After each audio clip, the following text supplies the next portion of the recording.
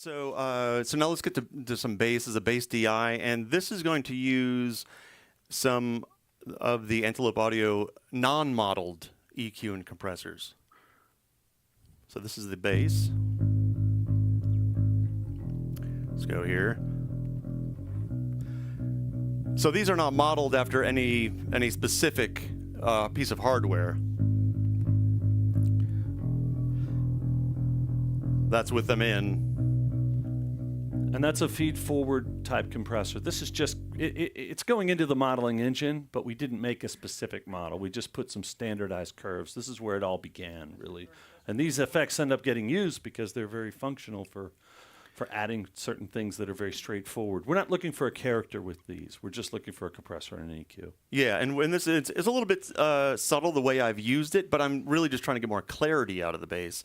And that's why you'll see that dip at 200. I'm bringing down a frequency that in this bass guitar is I don't really want that in there.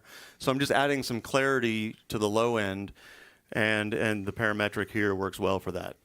So let's jump to some other instruments. Let's go to acoustic guitar. This is just going to be adding like some presence to the guitar using the same. That's without. That's with some, so it's some fullness, some upper frequencies. Without.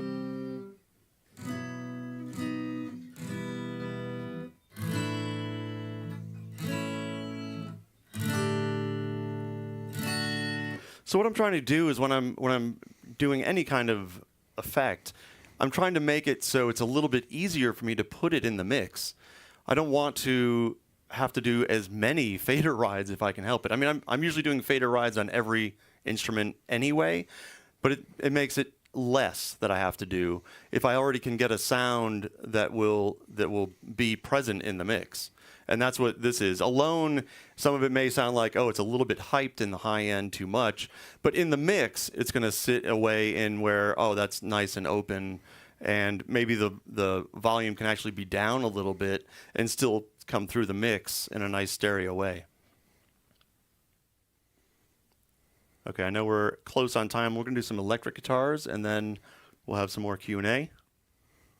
I'm going to load the last set. So for loading, you can see I've already made, that's another 16 set right there. Just load it, and there's another 16. It's very simple.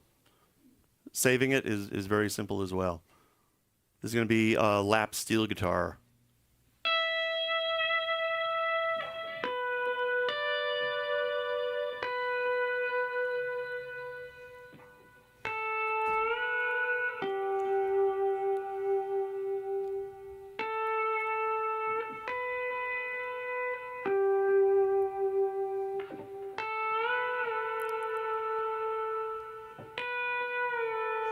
So with this, what I was trying to do is get longer sustain. With the lap steel, it's like, it hits and then it kind of gets down and kind of subtle. But I'm really trying to make it so you hear it all the time and it just squished. And I was using 3 different compression. But we were hearing it. Yes.